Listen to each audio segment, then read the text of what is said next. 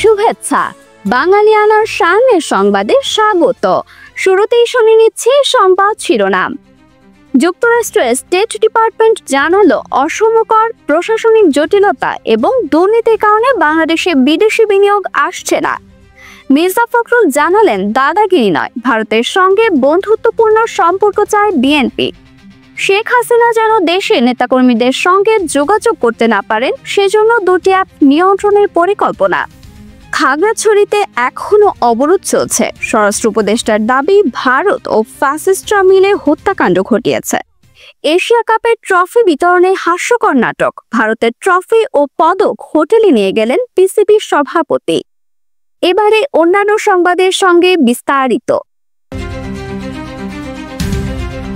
বিদেশি প্রতিষ্ঠানের ওপর অসম করের বোঝা, দুর্নীতি, প্রশাসনিক জটিলতা বা প্রশাসনিক বিলম্ব, অপর্যাপ্ত অবকাঠামো এবং সীমিত অর্থায়নের উৎস বাংলাদেশে প্রত্যক্ষ বিদেশি বিনিয়োগ, বিশেষত মার্কিন বিনিয়োগ আকর্ষণে প্রধান অন্তরায় বলে উল্লেখ করেছেন যুক্তরাষ্ট্রের একটি প্রতিবেদন।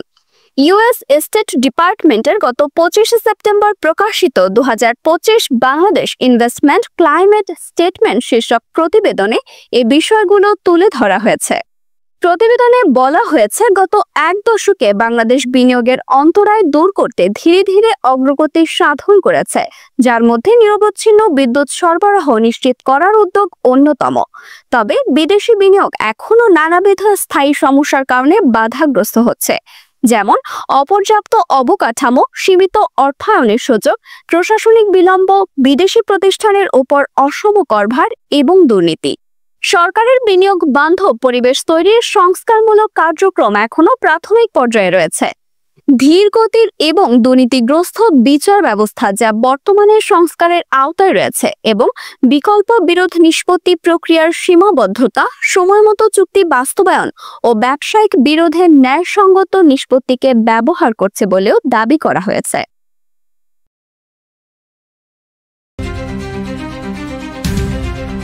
বাংলাদেশের সঙ্গে ভারতের বন্ধুত্বপূর্ণ সম্পর্ক চান বিএনপির মহাসচিব মির্জা ফখরুল ইসলাম আলমগীর। তিনি বলেছেন, প্রতিবেশী দেশের সঙ্গে সম্পর্ক উন্নয়নে দলটি আন্তরিক। সম্প্রতি নিউ ইয়র্কে এক বাংলাদেশি গণমাধ্যমকে দেওয়া সাক্ষাৎকারে এসব কথা বলেন তিনি।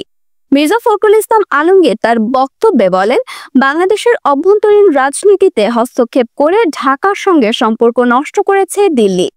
বিগত আওয়ামী লীগ সরকারের সময় ভোটারবিহীন প্রতিটি নির্বাচনকে সমর্থন করেছেন তারা। এসব কাজই সম্পর্কের ক্ষতি করেছে, ভারতের ক্ষতি হয়েছে এবং আওয়ামী লীগেরও ক্ষতি করেছে। কাউকে তাদের ক্ষতি করতে হয়নি, তারা নিজেরাই নিজেদের ক্ষতি করেছে। রাজনীতি থেকে সরে গিয়ে যখন কেউ ষড়যন্ত্রের দিকে যায় তখনই ক্ষতি হয়। বিএনপি মহাসচিব মনে করেন, সম্পর্কের এই টানাপোড়েন কাটিয়ে উঠতে ভারতকেই এগিয়ে আসতে হবে। এটি এখন ভারতের উপর নির্ভর করছে। তারা যদি চায় শুধু বড় দাদা না হয়ে বন্ধু হবে, তাহলে সমাধান সম্ভব।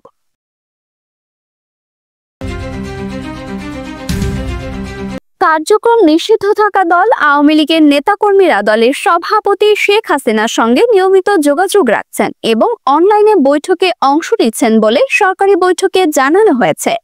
রাজধানীতে গত বুধবার আওয়ামী লীগের ঝটিকা মিছিল থেকে গ্রেফতার হওয়া 244 জনের মধ্যে 1.5 শতাধিক ব্যক্তিকে টেলিগ্রাম ও বোটিম অ্যাপ ব্যবহার করতে দেখা গেছে। 28 সেপ্টেম্বর স্বরাষ্ট্র মন্ত্রণালয়ের সভাকক্ষে অনুষ্ঠিত আইন শৃঙ্খলা সংক্রান্ত কোর কমিটির বৈঠকে এ তথ্য উপস্থাপন করা হয়। বৈঠকে আলোচনা হয়, আপাতত রাতে এই দুটি অ্যাপের ব্যবহার সীমিত করা যায় কিনা এবং আগামী জাতীয় নির্বাচনের তফসিল ঘোষণার পর টেলিগ্রাম ও বোটিম বাংলাদেশে পুরোপুরি বন্ধ করে দেওয়া হবে। বৈঠকে জানানো হয়, সারা দেশে ইন্টারনেট ভিত্তিক যোগাযোগ প্ল্যাটফর্ম ব্যবহার করে আওয়ামী লীগের নেতাকর্মীদের সক্রিয় করা হচ্ছে। আশঙ্কা করা হচ্ছে, তফসিল ঘোষণার পর এসব যোগাযোগের মাধ্যমে তারা দেশকে অস্থিতিশীল করার চেষ্টা করতে পারে।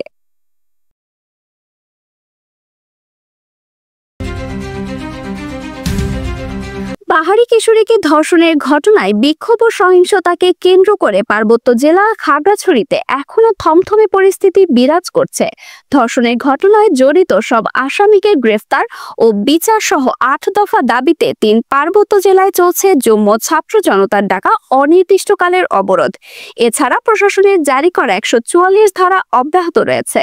অবরোধের কারণে খাগড়াছড়িতে দূরপাল্লার যানবাহন চলাচল বন্ধ রয়েছে। সকাল 8টার দিকে খাগড়াছড়ি পৌর শহর ঘুরে দেখা যায় সড়কে দু একটি অটোরিকশা চলাচল করছে, বন্ধ রয়েছে দোকানপাট। মোড়ে মোড়ে আইন শৃঙ্খলা রক্ষাকারী বাহিনীর সদস্যরা অবস্থান করছেন। দু একজনের বেশি মানুষ একসঙ্গে দেখতেই তাদের জিজ্ঞাসাবাদ করা হচ্ছে। সোমবার সকাল 8:45টার দিকে গুইমারা বাজারে গিয়ে দেখা যায় মোড় সড়কে আইন শৃঙ্খলা রক্ষাকারী বাহিনীর সদস্যরা অবস্থান নিয়েছেন। আজ সাপ্তাহিক বাজার ছিল, পরিস্থিতির কারণে বাজার বসেনি। বাজারের দোকানপাটও বন্ধ রয়েছে। টমটম ও মোটরসাইকেল ছাড়া অন্য পরিবহন চলতে দেখা যাচ্ছে না। বাজারে মানুষের উপস্থিতিও একেবারে কম।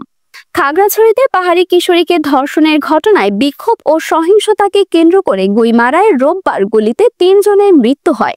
এছাড়া উপজেলাটিতে 13 সেনা সদস্য ও 3 পুলিশ সদস্য সহ অন্তত 20 জন আহত হয়েছে বলে জানা গেছে।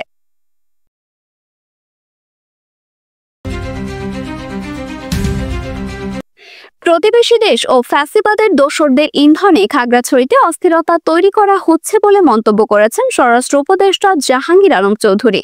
29 সেপ্টেম্বর রাজধানীর রমনায় ডিএমপির 5টি থানার ভবন নির্মাণ কাজের উদ্বোধন শেষে সাংবাদিকদের প্রশ্নের জবাবে একথা বলেন তিনি বলেন, একটি মহল শান্তিপূর্ণভাবে যাতে দুর্গাপূজা না হয় সেই চেষ্টা চালাচ্ছে।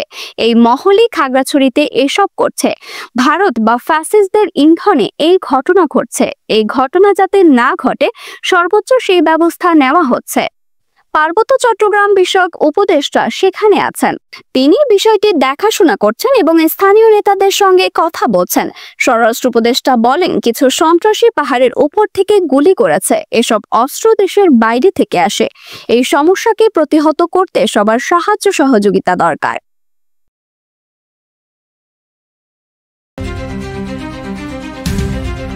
খাগড়াছড়িতে গত 10 দিনে নতুন করে অস্থিতিশীলতা তৈরির পেছনে পার্বত্য চট্টগ্রাম অঞ্চলকে অস্থিতিশীল করা এবং পাহাড়ি বাঙালি দাঙ্গা বাঁধানোর বড় ধরনের ষড়যন্ত্র দেখছে সেনাবাহিনী।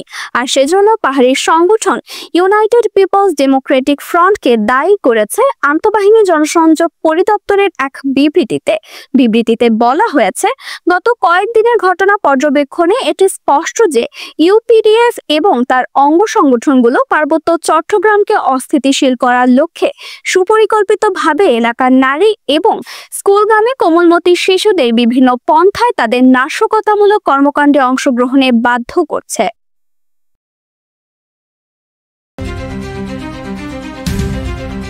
গ্রহণযোগ্য ও শান্তিপূর্ণ সংসদ নির্বাচন আয়োজনে ইসিকে যুক্তরাজ্যের সহায়তা করার কথা জানিয়েছেন ঢাকায় British high commissioner Sarah Cook. সোমবার রাজধানীর আগারগাঁওয়ে নির্বাচন ভবনে প্রধান নির্বাচন কমিশনার এএমএম নাসির উদ্দিনের সঙ্গে ঘণ্টাব্যাপী বৈঠক শেষে সাংবাদিকদের সঙ্গে কথা বলেন তিনি। সারাহ কুক বলেন, আগামী বছরে নির্বাচনের ঘোষণাকে স্বাগত জানায় যুক্তরাজ্য। স্বচ্ছ, গ্রহণযোগ্য ও শান্তিপূর্ণ নির্বাচনে বাংলাদেশকে সহযোগিতা করবে যুক্তরাজ্য। পোলিং এজেন্টদের প্রশিক্ষণ দেওয়ার বিষয়ে সহায়তা দিতে আমরা প্রস্তুত।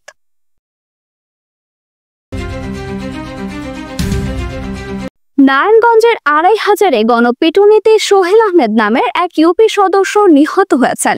29 সেপ্টেম্বর সকালে 2500-এর ভ্রাকখন্ডী ইউনিয়নের বালিয়াপাড়া বাজারে এ ঘটনা ঘটে। সহযোগীদের নিয়ে চাঁদা নিতে গেলে তিনি গণপিটুনির শিকার হন বলে জানা গেছে। 2500 থানার ভারপ্রাপ্ত কর্মকর্তা খন্দকার নাসির উদ্দিন বলেন, সোহেলের বিরুদ্ধে হত্যা, ডাকাতি, চাঁদাবাজি, অস্ত্রসহ বিভিন্ন অভিযোগে মামলা ছিল। কয়েকদিন আগেও বিক্ষুব্ধ এলাকাবাসী তার বাড়িতে আগুন ধরিয়ে দিয়েছিল। নিহতের মরদেহ উদ্ধার করে ময়নাতদন্তের জন্য নারায়ণগঞ্জ জেনারেল হাসপাতাল মর্গে পাঠানো হয়েছে।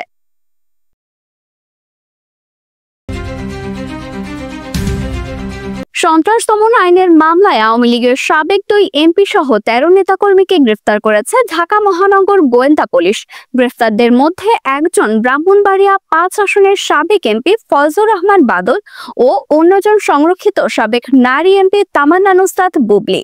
28 সেপ্টেম্বর রাতে অভিযান চালিয়ে তাদের গ্রেফতার করা হয়। ঢাকা মহানগর পুলিশের পাবলিক রিলেশনস বিভাগের উপকমিশনার মোহাম্মদ তালিবুর রহমান গ্রেফতারের বিষয়টি নিশ্চিত করেছেন। কারাবন্দী সাবেক শিল্পমন্ত্রী নুরুল মজিদ মাহমুদ হুমায়ুন হাসপাতালে চিকিৎসাধীন অবস্থায় মারা গেছেন। নুরুল মজিদ ঢাকা মেডিকেল কলেজ হাসপাতালে চিকিৎসাধীন ছিলেন।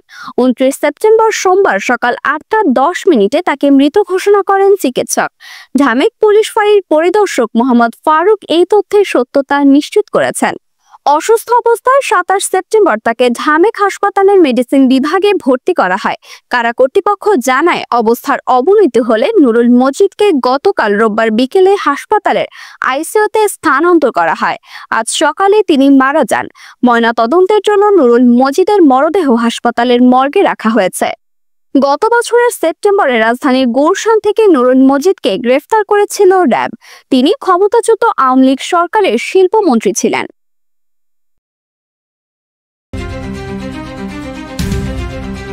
নরসিংদীতে আধিপত্য বিস্তারকে কেন্দ্র করে সংঘর্ষে গুলিবিদ্ধ হয়ে সাদিক মিয়া নামে ইউনিয়ন যুব দলের যুগ্ম আহ্বায়ক নিহত হয়েছেন। আহত হয়েছেন আরও 10 জন। 29 সেপ্টেম্বর সকালে নরসিংদীর সদর উপজেলার আলোকবালিতে এই সংঘর্ষের ঘটনা ঘটে। সংঘর্ষে আহতদের মধ্যে 5 জনকে ঢাকা মেডিকেল কলেজ হাসপাতালে পাঠানো হয়েছে।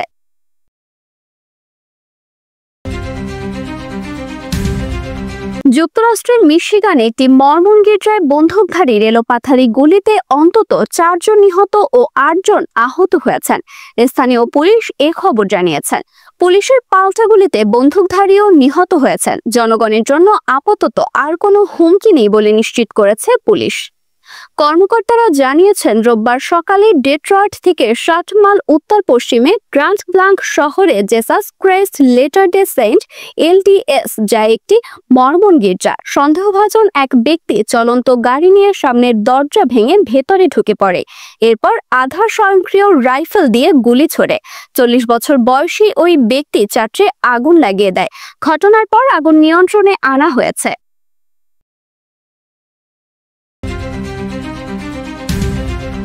ভারতের ক্রিকেট বোর্ড বিসিসিআই অভিযোগ করেছে, তাদের জেতা এশিয়া কাপ ট্রফি ও খেলোয়াড়দের পদক মহসিন নাকভি হোটেলে নিয়ে গেছেন।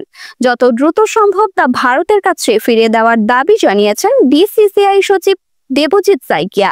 এছাড়া এশিয়া কাপ ফাইনালের পর পুরস্কার বিতরণী অনুষ্ঠানের ঘটনায় করা প্রতিবাদের কথাও জানিয়েছেন তিনি। রোববার দুবাইয়ে এশিয়া কাপ ফাইনালে পাকিস্তানকে 5 উইকেটে হারিয়ে চ্যাম্পিয়ন হয় ভারত। তবে চ্যাম্পিয়ন হলেও পুরস্কার বিতরণী অনুষ্ঠানে প্রধান অতিথি এশিয়ান ক্রিকেট কাউন্সিলের প্রেসিডেন্ট নাকভির কাছ থেকে ট্রফি নিতে অস্বীকৃতি জানায় ভারতীয় দল। পরে ভারতীয় দলকে ট্রফি না দিয়ে পুরস্কার বিতরণী অনুষ্ঠানের সমাপ্তি ঘোষণা করা হয়। ভারতের খেলোয়াড়রা ট্রফি ছাড়াই মাঠ ছেড়ে যান। নাকভি পাকিস্তানের স্বরাষ্ট্রমন্ত্রীও। বিসিসিআই সচিব নাকভির রাজনৈতিক পরিচয়কে তার হাত থেকে ট্রফি না নেওয়ার কারণ জানিয়ে এরপর বলেন, ট্রফি নিতে অস্বীকৃতি জানিয়েছে, কিন্তু তার মানে এই নয় যে ভদ্রলোক সেই ট্রফি আর মেডেলগুলো, যেগুলো আমাদের দেশকে দেওয়ার কথা, নিজের হোটেল রুমে নিয়ে চলে যাবেন। এটি সম্পূর্ণ অপ্রত্যাশিত। আশা করি তার সুস্থ বুদ্ধি জাগ্রত হোক। বাঙালিয়ানার সাইনের সংবাদ শেষ হলো। ধন্যবাদ।